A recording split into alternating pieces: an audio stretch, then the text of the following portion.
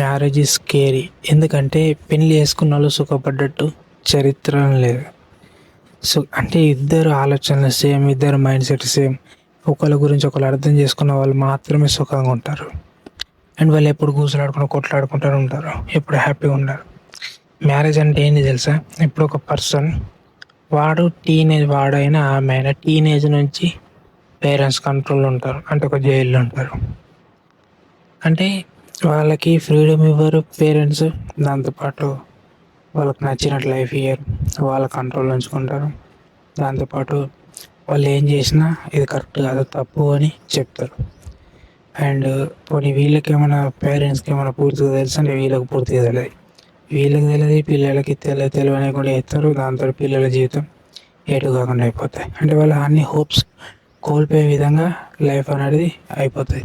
అయితే దాని తర్వాత ఫస్ట్ ఆఫ్ ఆల్ వీళ్ళు చిన్నప్పుడు పిల్లలు అంటే పేరెంట్స్కి చిన్నప్పుడు పిల్లలు ఇష్టం ఉంటుంది, ఎందుకంటే చెప్పింది తింటారు కాబట్టి. ఎట్లా పెరిగిన కొద్దీ చెప్పినట్టు విన్నారు కాబట్టి నచ్చరు, అది అందరికి గుర్తే. సో దాంతోపాటు పిల్లలందరూ ఏమనుకుంటారు, ఎప్పుడెప్పుడు ఎస్కేప్ కావాలని చూస్తారు. అంటే జైల్లో నుంచి ఎవరు ఖైదీ ఎస్కేప్ కావాలని ఎట్లా ఆలోచిస్తాడో అట్లా పిల్లలు ఎస్కేప్ కావాలని చూస్తారు. కరెక్ట్ రైట్ టైం ఎస్కేప్ అయ్యే టైం వస్తుంది ఎప్పుడు తెలుసు? ఎడ్యుకేషన్ అయిపోయి జాబ్ వస్తుంది చూడు, అప్పుడు ఎస్కేప్ అయ్యే టైం వస్తుంది. అదే టైంలో జాబ్ రాగానే వెంటనే మళ్ళీ జైల్లోకి నూకెత్తారు పేరెంట్స్ పెళ్లి చేసి, ఇటు అమ్మాయినైనా అబ్బాయినైనా. సో దానివల్ల ఏమవుతుంది, చిన్నప్పటి నుంచి జైల్లో జీవితం అనుభవించి మళ్ళీ జైల్లోకి పోతాం. కొన్ని పేరెంట్స్ అన్నా కొద్దిగా చెప్తే వింటారు అండ్ ఏదో ఒకటి అవుతుంది. ఈ పెళ్ళైనాక ఈ టార్చర్ ఉంటుంది చూడు, పోనీ ఒకళ్ళు అర్థం చేసుకున్న వాళ్ళు ఏమన్నా చక్కగా ఉన్నారంటే వాళ్ళు కూడా చక్కగా లేరు, అదొక పంచాయతీ. సో నేనేమంటానంటే జాబ్ బిఫోర్ లైఫ్ జైలు జీవితం, పెళ్ళి అయిందనుకో అది కూడా జైలు జీవితమే. ఈ మనిషి ఎప్పుడు ఫ్రీడంగా ఉంటాడు తెలుసా? ఒంటరిగా ఉంటాయి. సో ప్రతి మనిషి హాయిగా రిలాక్స్గా నచ్చినట్టు జీవించడం ఎప్పుడు జీవిస్తాడంటే పెళ్ళి చేసుకోకుండా. సో ఎట్లయినా అడల్ట్ అయినాక పేరెంట్స్కి దూరంగా ఉండి జాబ్ చేయాల్సి వస్తుంది. అప్పుడు నీకు ఫ్రీడమ్ దొరుకుతుంది. ఫ్రీడమ్ దొరికినప్పుడు హాయిగా నచ్చిన ప్లేస్కి నచ్చిన ఏరియాకి తిరగచ్చు, దాంతోపాటు మంచి డ్రింక్ చేయొచ్చు, అండ్ దాంతోపాటు నచ్చిన ప్లేస్కి వెళ్ళి నచ్చిన బట్టలు కొనుక్కోవచ్చు. అండ్ ఒక ఒక ఖైదీకి విడుదల ఎట్లా ఉంటుందో అట్లా ఉంటుంది.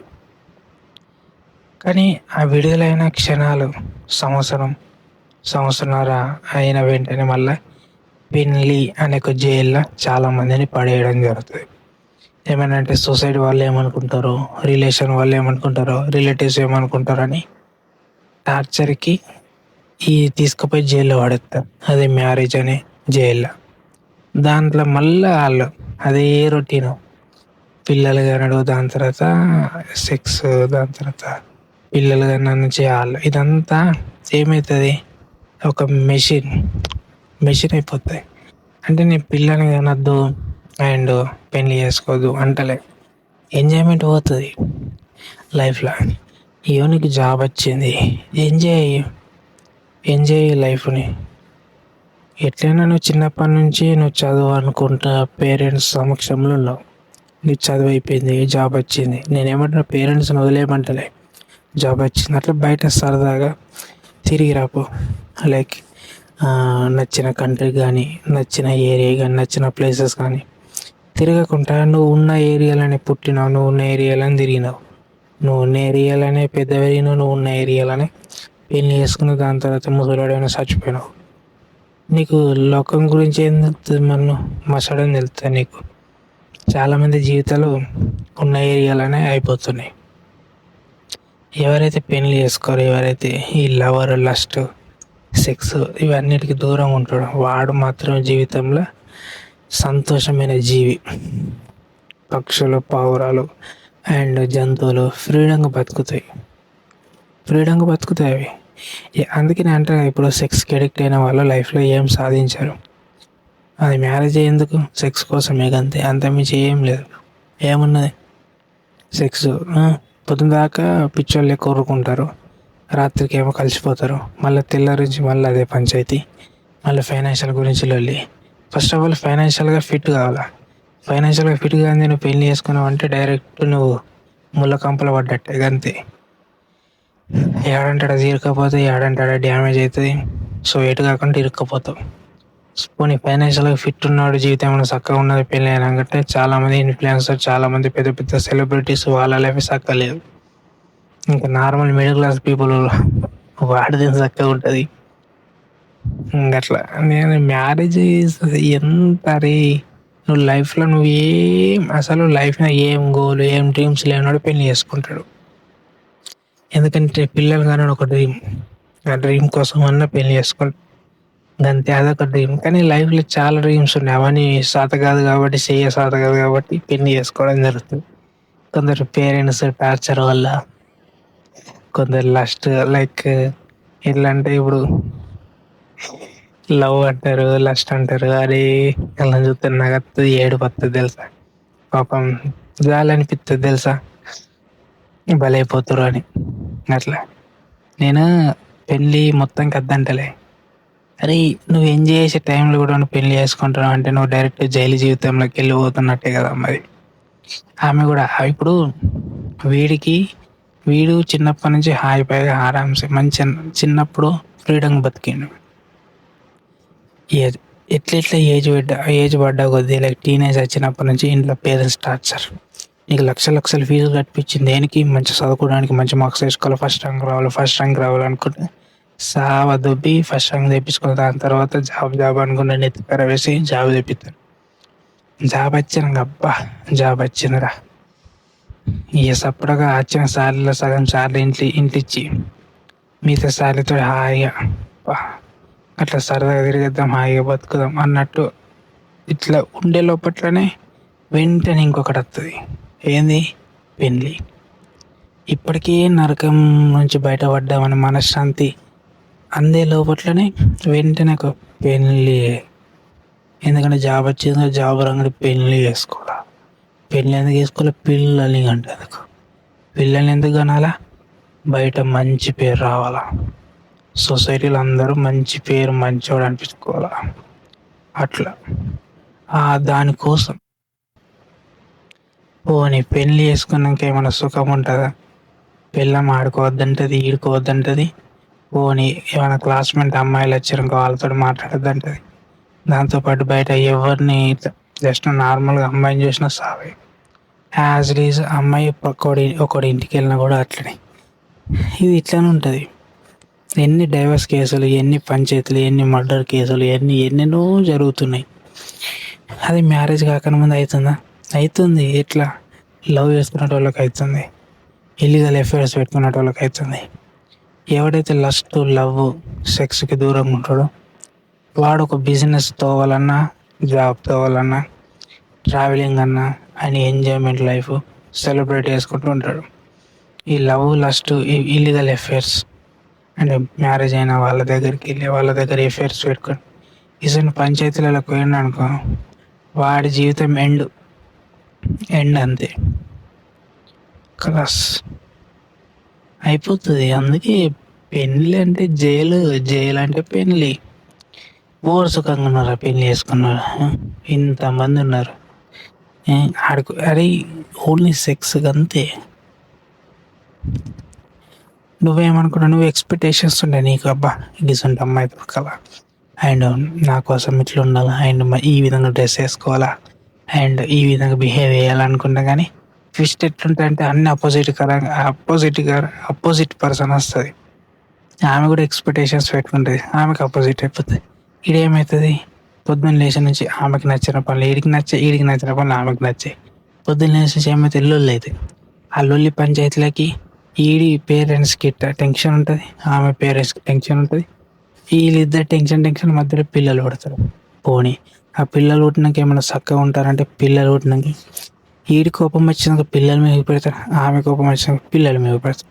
వీళ్ళు ఓల మీద పెట్టలేక ఏడుస్తారు. వీళ్ళు పెద్ద అయినాక వీళ్ళు పేరెంట్స్ మీద పెడతారు. ఇది ఒక చైన్ సిస్టమ్. ఎమోషన్ బ్లాక్మెయిల్ ఇదంతా. నాకైతే నచ్చదురా బాబు ఇదంతా పంచాయతీ.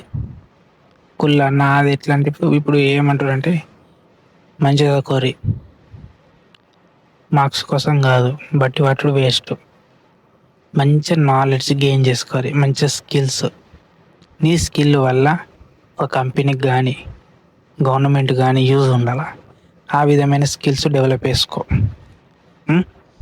దాని తర్వాత ఒక జాబ్ వేస్తావా లేకుంటే బిజినెస్ చేస్తావా, ఏదైనా ఒకటి మంచిగా సంపాదించుకో, మంచిగా బండ్లు కొనుక్కో, కార్లు కొనుక్కో, దాంతోపాటు లగ్జరీగా తిరుగు, ఫ్రెండ్స్తో తిరుగు. ఫ్రెండ్స్ లేరా, ఒంటరిగా తిరుగు, ఏం కాదు.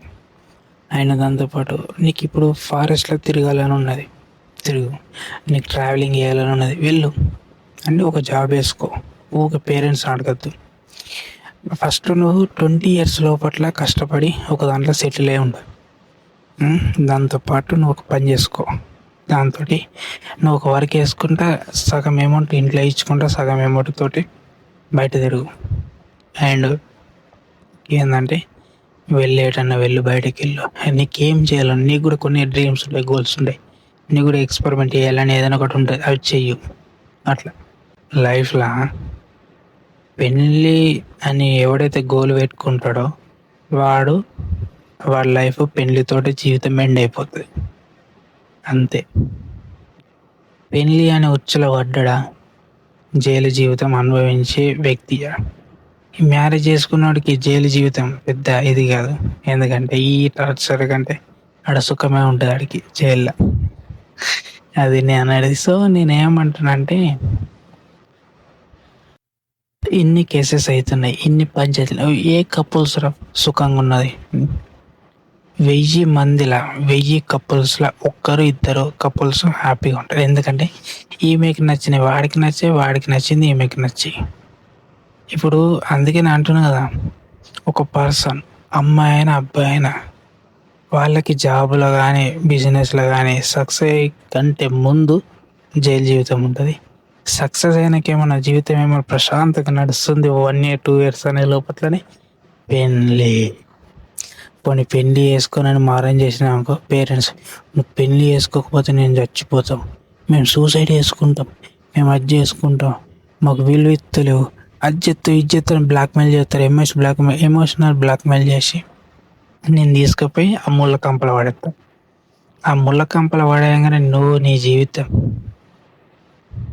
ఎటు కాకుండా అయిపోతుంది. ఎండ్ ఆఫ్ ద డే అయితే డైవర్స్ అన్నా కావాలా, అయితే నువ్వు మర్డర్ అన్నా కావాలా, దాంతోపాటు నీ జీవితం గుడిసిపోవాలా. గంతే మ్యారేజ్ చేసుకుంటే, గంతే, అంతా మించి ఏం లేదు. సో ఎంజాయ్ లైఫ్, సింగిల్గా ఉన్నోడు ఎంజాయ్గా ఉంటాడు. ఆరామ్సే లేస్తాడు, మంచిగా రెడీ అవుతాడు, నచ్చిన టిఫిన్ తింటాడు, దాంతోపాటు మంచిగా వర్క్ వేసుకుంటాడు, ఈవినింగ్ అట్లా సరదాగా తిరిగేస్తాడు, లేకుంటే లీవ్ పెట్టి తిరిగేస్తాడు, ఆరామ్సే వండుకుంటాడు, నిద్ర సుఖంగా ఉంటుంది. పెళ్ళి వేసుకోకపోతే, పెళ్ళి వేసుకున్నాడు అనుకో టెన్షన్ లైఫ్, సుఖం ఉండదు, జైలు జీవితం, అంతే. ఓకే, సో మీ ఇష్టం, చెప్పిన వాడికి చెప్పిన. అండ్ ఈ వీడియో నచ్చితే లైక్ చేయండి. అండ్ ఇలాంటి ఇన్ఫర్మేషన్ ఇంకా మన యూట్యూబ్లో చాలా వీడియోస్ అప్లోడ్ చేసిన, అవి చూడండి. అండ్ మరొక టాపిక్తో మళ్ళీ వేసుకున్నాం. అంతవరకు జై హింద్, జై తెలంగాణ. సో రైట్ మరి, ఓకే. ఇక పెళ్ళి చేసుకుంటారా చేసుకోరా మీ ఇష్టం. జైలు జీవితం కావాలన్నా హ్యాపీ లైఫ్ కావాలా మీ ఇష్టం. ముళ్ళ కంపల పడాలని కోరుకుంటారా, లేకుంటే హాయిగా ఆరామ్సే తిరగాలని కోరుకుంటారా? Choice is yours.